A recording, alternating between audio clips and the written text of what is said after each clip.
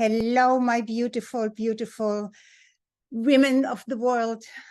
Welcome. I am Dr. Angelika Christie, your host of the show, Your Radiant Life After 45, Skills for Healthy, Happy, and Prosperous Women.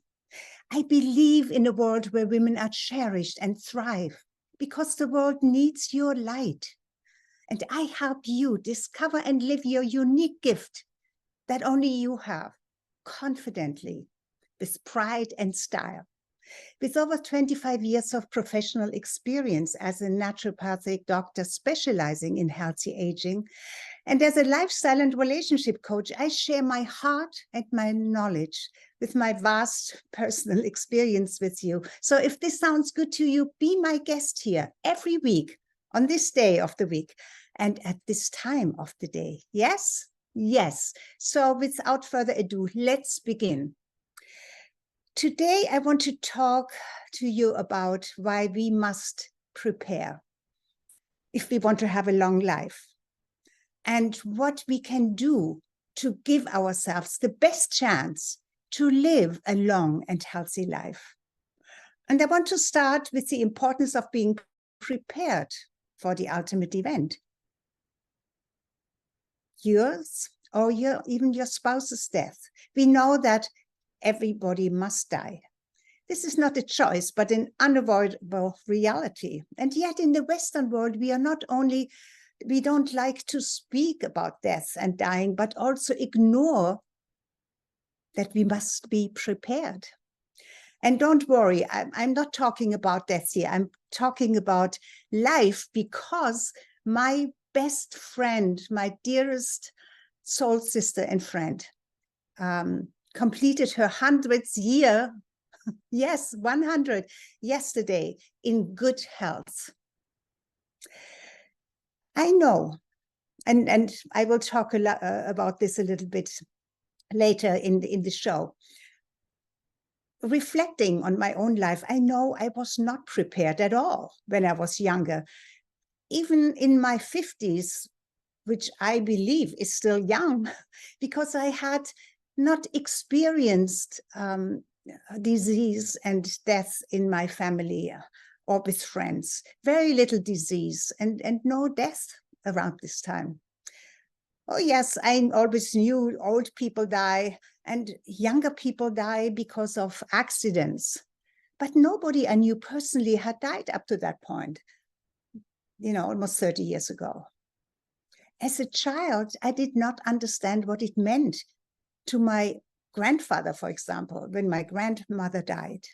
And I did not understand what it meant to my grandmother on my father's side when her husband, my father's father, passed away. Those events seemed removed from my life. I do not remember having been at any of their funerals either. I believe that my parents maybe wanted to protect me and my two brothers and my sister from experiencing something so somber. Then my life became very busy because I had my first child when I was only 21, and his birthday is tomorrow. Actually, tonight at 9 o'clock, because he was born like I was born in Germany. And he was born at 2:30 or 2 o'clock in the morning of the 20th. So that's already happening in my time zone this evening. Okay, so this was just a little bit going into some memory here. But I remember that my pregnancies were always a breeze. So death never entered my mind. And then I left Germany and got divorced, and I married again at age 34, and I had 2 additional children. And again, it was a breeze, and no thoughts of disease or death entered my mind. But I noticed that death announcements were a regular special edition. Each Thursday after I moved from Germany to the Bahamas, they had in their newspaper that special edition, and it was always many pages long. And there I also noticed how many younger children were in the funeral edition. like men and women in their 30s and 40s.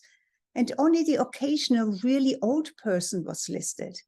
I called really old 90 and up. So as long as I did not look into the obituary edition and none of my family and friends died, death was not on my mind at all. Now, since I'm married to an attorney, my house is a little more in order, so to speak, at least from a legal point of view. And of course, he did a will and adjusted it a few times. I have not made a will yet, and my husband is on my case to do this sooner than later. And he's correct. I just have been either lazy or just avoiding it for some maybe unconscious reason. I got a real wake-up call when I visited my sister 2 months ago. She lives in another country. We had not seen each other in almost a decade. And my sister used to be a real celebrity, top photo model with Eileen Ford. And I always envied her because she had this glamorous life and was free to travel the world. And she was only concerned about her own joy and her own beauty. Back then, even top models didn't make a lot of money, but she did very well enough to retire with her husband in a beautiful country in Mexico, with the best climate and relatively low cost of living. She has no children of her own. Therefore, she never really knew how to live, how different your life is when you have children. Everything is different. Children or no children, and even one child is very different from 2 or more children. But I don't want to go into this now. I have 5, as you may know. Now, my sister is 2 years older than I am. So, we are both up there in age and should think about our health, and what life will look like if disease or death should create a major change. I was just so surprised when I learned that she did not have her things in order because she relied on her husband to do everything that involved paperwork or anything that had not to do with her personally. Her husband got very ill 2 years ago, and the physicians and everybody who really knew him, we were all pretty sure that he was on his way out. He just looked like that.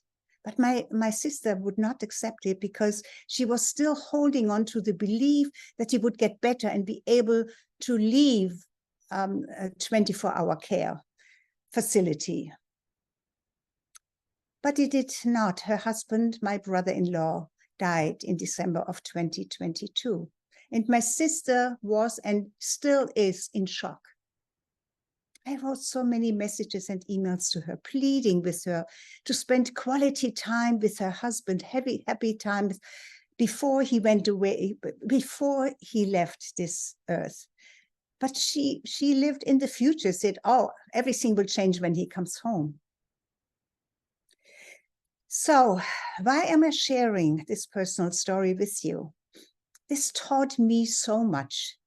And I want to make you aware of the fact that life is not guaranteed to anyone beyond the unknown day and time of day when each of us takes their last breath. And I want to get into something more uplifting now, because except some have the gift of long life, really long life. For example, as I already mentioned at the beginning of the show, my best friend completed her 100th year on Earth yesterday. Yes, we celebrate our birthdays and said, oh, today is my 100th birthday. What it actually is you completed your 100th year, because the birthday you don't have a birthday when you're born, you have a birthday when you complete your first year, correct? So sometimes we get this a little bit mixed up. So we should really say after we complete a year that we are in our next year, like my beautiful Jacqueline, my beautiful, beautiful heart friend, has completed her 100th year and now starts her 101st year. So she is starting her second century in this, her lifetime. How amazing is that? Now, you may want to know, wow, she must live so healthy. She must have such a, maybe she never ate anything bad. Maybe she never had alcohol. Maybe she never had a lot of stress. Maybe she never had this or the other. She had it all. I don't think she was ever smoking, though, but that alone wouldn't have contributed to her exceptional long life. So she is not a vegetarian or even vegan. And, you know, vegetarian and vegan, when you really think about it, is not our natural diet, because our bodies are millions of years old. We have been created not in that form, in that, you know, how we look today, but the human body, the whole system has been created a very, very, very, very long time ago. And we ate what we could chase. We were mostly meat eater and maybe gathered some other things, but we were not vegetarians or vegans. Nor did my beautiful Jacqueline, the 100-year-old, just starting the second century. It's so difficult to say. How can you start a second century in one lifetime? And yes, not too many, but many thousands. I don't know how many thousands, but thousands do it. And so it can be done. Some even live to 120 something. Incredible, right? So what one body can accomplish, we all can, under certain conditions, of course. So my beautiful Jacqueline, she was not a vegan, she was not a vegetarian, nor did she sustain from drinking alcohol. She loved good wine and a good aperitif, as well as she loved her scotch. She always had 1 or 2 scotch in the afternoon at a certain time, around 5 or so. Scotch, a good amount of scotch with just a touch of water. And I don't know if there was ice in it or not, but scotch. So she often had more than one. She was a gourmet. She is still, but right now she's not cooking for herself anymore. But she always used to be a gourmet cook. I think I'm a good cook because I learned so much from her. And she enjoyed great food of all kinds. And even in her 90s, up to, I believe, when she was at least 95 or 96, she and I would meet online because she was already back in Canada. Before that, in the winter times, 5 months out of the year, she would be here in the Bahamas, very close walking distance from me. And we had those 5 months out of the year, such a very, very close relationship. But then when she got up in years, I think at 95, she decided it would probably not be a good idea to travel back these distances too many times. Also, we on this island do not have a very good medical treatments or a very, very good hospital. So now I wanted just that's why we met on Zoom, online, every Monday. Never forget it, every Monday at 6 o'clock for a chat and a scotch, which we both very much enjoyed. Then at age 98, she had a fall a bad fall, and broke her hip. And her children thought that this was it, that she would not survive this.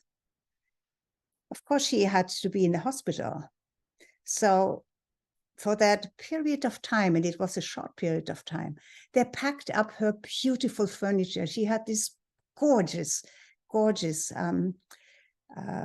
big apartment in Montreal. You know, up to that time, she could handle everything. I think she had somebody in to clean, of course, but she was so involved in her art and in her beauty, and she still played the piano, and it was just such a beautiful place to be. It was so elegantly appointed. But her children moved her from the hospital to an old people's home. Then they sold the apartment. And my beautiful Jacqueline now lives in a small room in an old people's home. Of course, she was emotionally hurt and shocked because they did not even ask her. But her body recovered and her spirit came through once more with acceptance. What was her reality? And also the forgiveness of her, forgiving her children for having done this to her without consulting with her. So, as I said, yesterday she celebrated her 100th birthday and she is in good health and in good spirit. I just talked to her today again, and I'm going to call her every day now because every day is precious. And here I want to say, you know, those who you love, we are not guaranteed the next day even. So tell those who you love that you love them. Do something, even the smallest thing that is special, that lifts up their spirit. And here is why I share all of this with you, this story of my beautiful Jacqueline. Her attitude, I believe, had so much to do, not only with her own happiness and health, but also her longevity. Because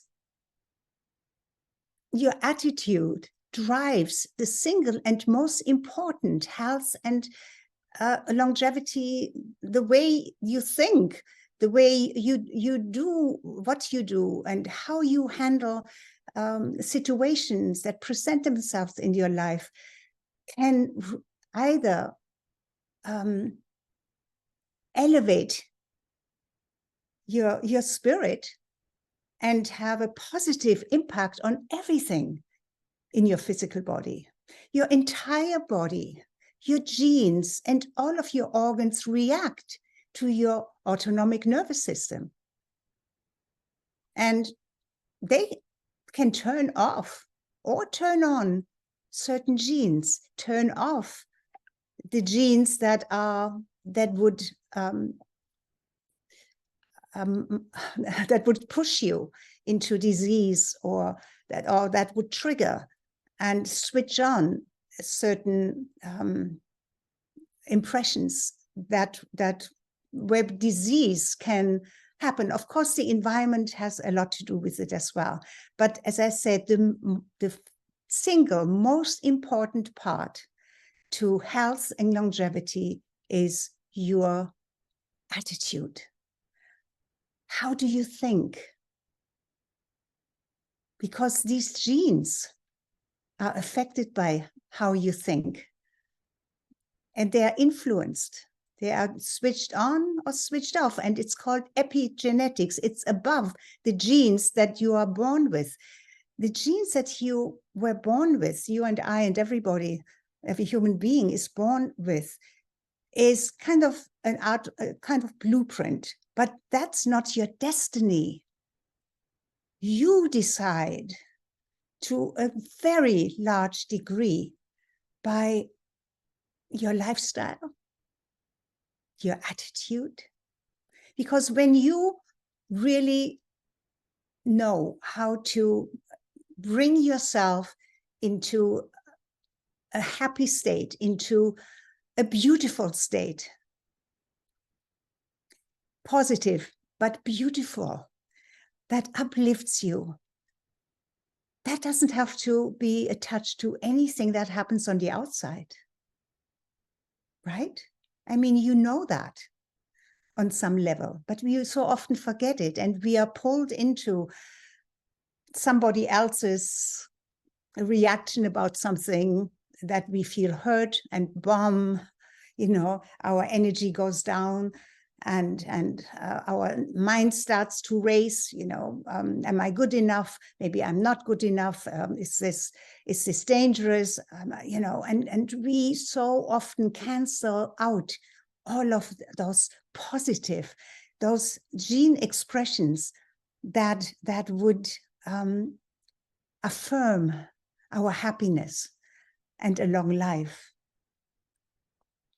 So my question to you is, how prepared are you for a happy and a long life? No matter if you're only in your 40s, 50s, or 60s. I'm in my 70s. And I know, and I teach this because I have realized how incredibly important it is, what a difference it makes. It's almost like we all know about the placebo effect, right? What is the placebo effect? If you have an illness or a condition, even just pain, the placebo effect can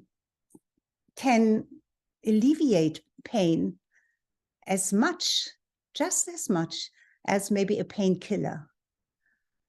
Hypnosis, I believe, is also, because it goes into your subconscious mind to suggest something positive, and your autonomic nervous system reacts to those positive suggestions. And maybe in one of the episodes that I'm going to do in the future, I will speak about, to understand more, how your subconscious mind is involved in your reality and how you can affect it, because we so often believe our subconscious mind runs 95% of our life, so there's nothing we can do about it. Our subconscious mind runs 95% of our life, and we can do a lot about influencing the subconscious mind. It takes knowledge, practice, and practice, the skills, the training, and practicing it. And you will be astonished how powerful your mind is, your attitude, how it affects your feelings, your emotions, and actually influences the chemistry in your physical body. So knowing all of this and practicing it so much more than when I was much younger, I made another commitment to my health. And I do understand, especially as we get older, we get a little more sedative. Everything takes more effort. But that is why one of my programs is called Kick-Ass Happiness, Kick-Ass Health, because it's almost like a tree when it gets old. The old habits are difficult to uproot, right? So we need to almost kick ourselves a little bit into what we want to achieve. It takes effort, yes, but the rewards are so incredible. Yes, I know it's easy to let go, to eat what you desire. For me, it used to be ice cream late at night, but I totally stopped that bad habit a long time ago.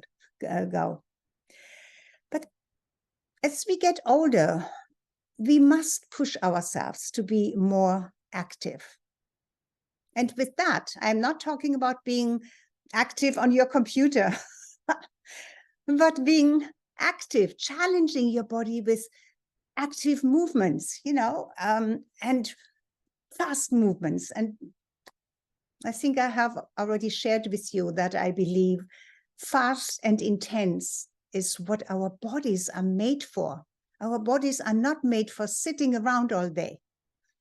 Our bodies are made for maybe walking while we gather something, tending to the tribe, to the children, doing all of these things. There were no sofas and chairs, and we were outside, And today, a brisk walk outside is really what is natural to us. And we would lift stuff, we were always busy because nobody did stuff for us. We did everything ourselves. So as we get older, we must also use weight-bearing exercises so that our muscles do not atrophy. They do at least 20 or 30%, but we can slow all of this down so that we don't have that, body that looks just like skin and bones, or fat and bones, but no muscle. It's almost impossible to hold on to that well-developed muscle, the six pack and the calf muscles and the thigh muscles and the biceps and triceps and all of that. But you see, I don't see it here, but I still have good muscle tone. And if I don't exercise for a week or 2 weeks, there's a change, and it gets harder to come up again. And muscle tone looks nice on a woman. Wouldn't you agree? Yeah, and what about that booty, that behind? That shouldn't go flat and flabby. Just like your arms and your inner thighs can be improved with the correct weight-bearing exercise, so can your booty. Wow. That there are so many exercises, so I don't want to go into this, but just simple. Be on your knees and lift, one leg. I don't know, maybe 10 times, rest 10 times, rest 10 times, and then the other leg, or just squatting. Squatting is great. And if you have bad knees, you just need to shift your weight a little bit. Don't shift your weight forward, but more backwards, And then, of course, your brain. You need to train your brain. Your brain is kind of a muscle as well. Alzheimer's and dementia can be prevented and lessened in severity if your genes are prone to Alzheimer's. And of course, there are exceptions. I know at least 2 women who did the best. They were smart and they did brain training and they still got Alzheimer's. Sometimes a gene pushes through, and that's sad. But there is a lot of very promising research done with gene splicing and gene correction. It's not quite available yet, but so very promising. I always said that the best longevity program is to know what you should eat for your body and do for your body and think positive. And it's relatively easy. We just very often forget that we need to do it all the time, okay? And this is really the end of our being together here right now.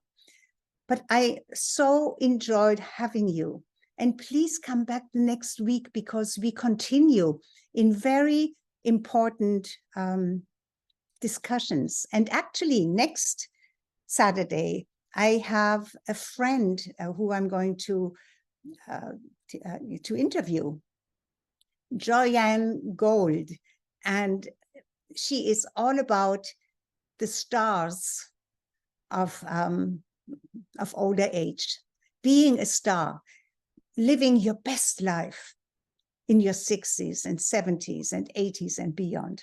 Okay, so this is what I had for you, and I hope that I see you again next week. Bye-bye for now.